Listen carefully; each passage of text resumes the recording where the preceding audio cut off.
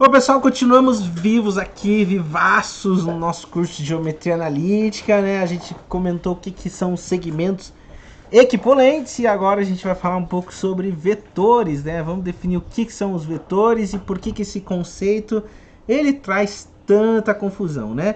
Você talvez pense que vetores ele tem a ver com módulo, direção e sentido, né? Sim e não.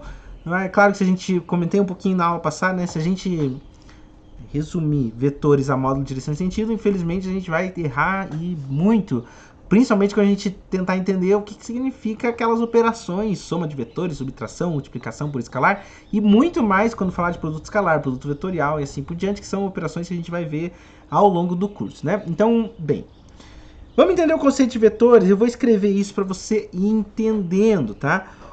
Diz assim, ó, um vetor. Deixa eu só pôr na telinha certinho, ó. Tá aqui, ó.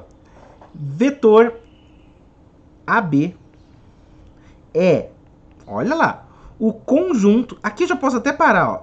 Porque olha só o que o vetor é. Ele é um conjunto. Então, se ele é um conjunto, isso já é uma coisa muito esquisita, né? Porque talvez você fique pensando, ah, o vetor é um segmento. Não é. Cuidado, o vetor é um conjunto. Que conjunto? Tá? O vetor AB é o conjunto de todos. Eu vou sublinhar isso, mas eu já comento.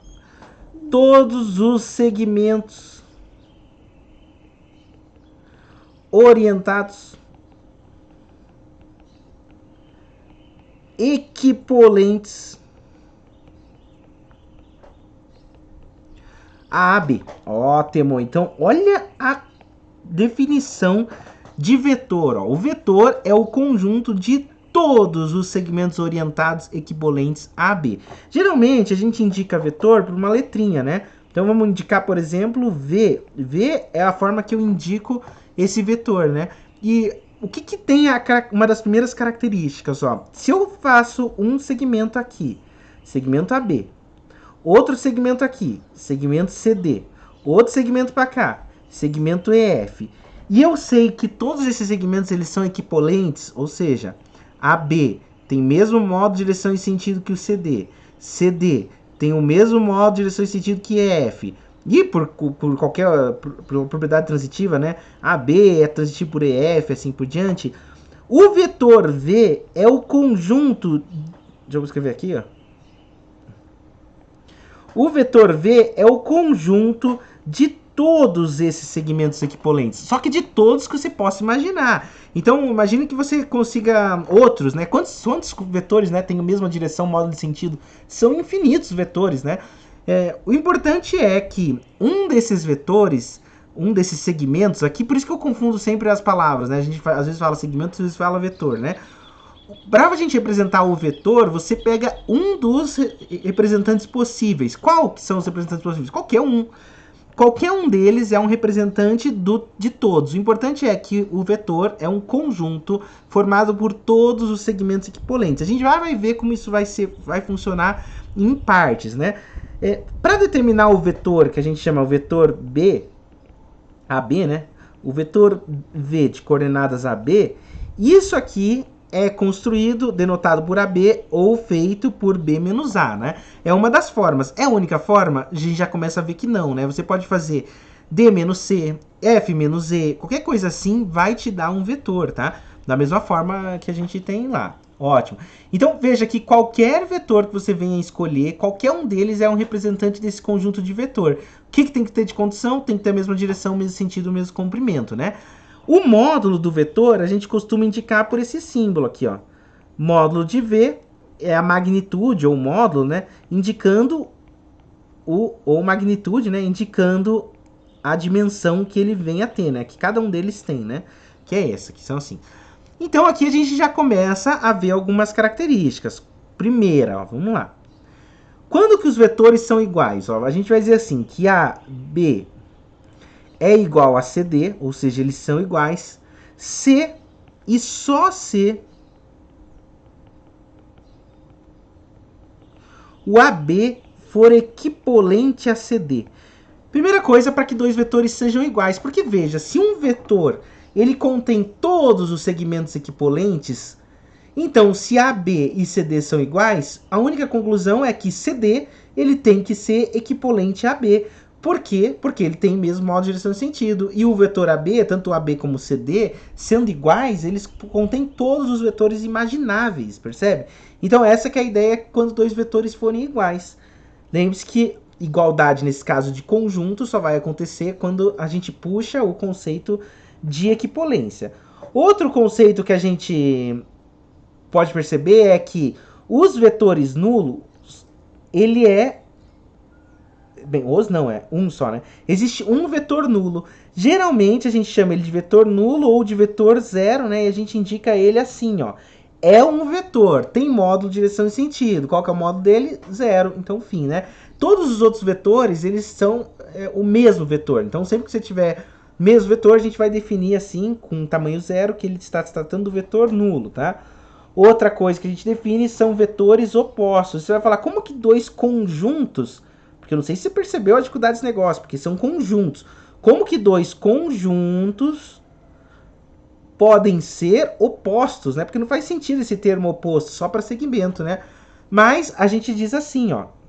Dado um vetor V de coordenadas AB, de coordenadas não, nem estou falando de coordenadas, né? De AB, começa em origem A, termina B, o vetor BA é oposto de AB e indicamos assim, ó, menos V. Quando eu digo menos V, eu estou dizendo que o vetor começa em B e termina em A. Esse que é o vetor menos V que a gente está indicando aqui, tá? Ótimo. Então esse que é a ideia de vetor oposto. São alguns nomes aí para a gente ir falando. Outro, um vetor que aparece, é uma propriedade que os vetores podem ter, é deles serem unitários, tá? Um vetor unitário, ele é unitário se eu faço o módulo de V, e isso aqui dá 1. Se por acaso o tamanho dele for 1, a gente está falando de um dos vetores unitários, né? Um vetor unitário que é muito importante de geometria analítica é chamado de versor, tá? O versor é um vetor, mas não é um vetor qualquer. A gente diz assim, ó. O versor de V não nulo, não pode ser o vetor nulo, tá? Um versor de V é o vetor unitário que aponta na mesma direção e tem mesmo sentido de V. Então, veja, é o vetor unitário de mesma direção e sentido de V. A gente vai falar bastante do versor quando a gente construir algumas operações, mas veja só, se eu tenho o vetor V, ele tem certo módulo, direção e sentido. Se o módulo de V não é igual a 1, quando eu faço um vetor de mesma direção e mesmo sentido, mas que agora ele tem tamanho 1, aí eu digo que esse é versor daquele lá, tá? Então o versor é um vetor que tem mesmo módulo, direção e sentido. Ele vai ser bastante importante porque é com ele que eu construo a base do outro vetor, né? Veja que é com ele que eu posso ampliar o vetor V para chegar o vetor versor para chegar nos outros, né? Então o versor vai ser bem relevante quando a gente falar de algumas bases, tá? Então, vamos ver algumas figurinhas. Essas figurinhas sempre ajudam, né? Tem que ter um pouquinho de paciência, né? Vamos lá, ó.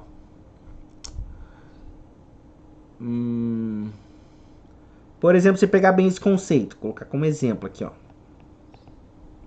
Então, imagina que você tem o vetor V, ele tá para cá, ó. Imagina que você tem o vetor U apontando para cá, ó. E um outro U, vou chamar aqui de U2, aqui de U1 e aqui de cima de V, tá? Então você tem nessa formato, né?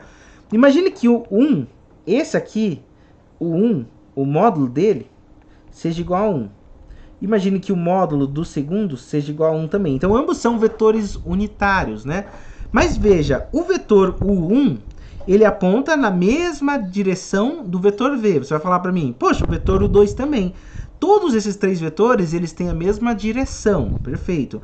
Mas o vetor 1, ele tem o mesmo sentido de V, ele está apontando para a mesma direção, para a direção positiva, e o 2 está apontando para a direção contrária. Então, o que eu posso afirmar aqui é que o 1 é versor de V.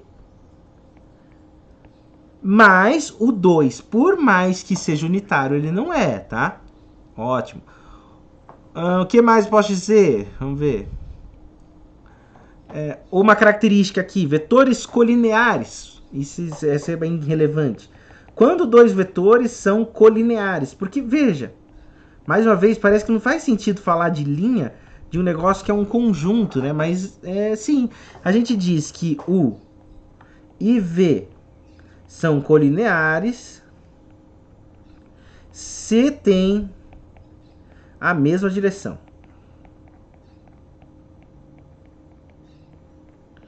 É assim que a gente vê se dois vetores são colineares, né?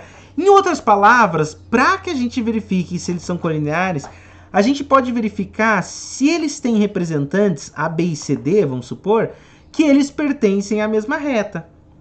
Então, essa que vai ser a ideia. Para dois vetores serem colineares, eles têm que ter pelo menos dois representantes, cada um, né? Vamos supor aqui A e B, e outro aqui C e D, vamos supor. Para que eles sejam colineares, pelo menos esses dois representantes dele, eles têm que ter a mesma linha. Em outras palavras, eles têm que ter a mesma direção. Tendo direção iguais, eles são colineares, né? Então, por exemplo, duas estradas paralelas, se você construir um vetor passando pelas estradas, eles são colineares porque as estradas elas são paralelas e têm a mesma direção, né? Beleza. Os vetores eles vão ser coplanares, em outras palavras, coplanares, quando eles estão no mesmo plano, tá? Então, coplanares significa que eles estão no mesmo plano, tá? Ótimo, beleza. Então, até aqui são alguns nomes, tá? Tem outros, mas mais pra frente a gente vai falando dos outros, porque aqui a gente vai falar agora um pouquinho sobre a adição, operações com vetores, né? Falar da adição, da diferença, da multiplicação, pelo menos uma delas, né? Que são 3 no caso. Mas lá pro próximo vídeo, para não ficar muito longo, eu não ter problema com a gravação, tá bom? Já continuo.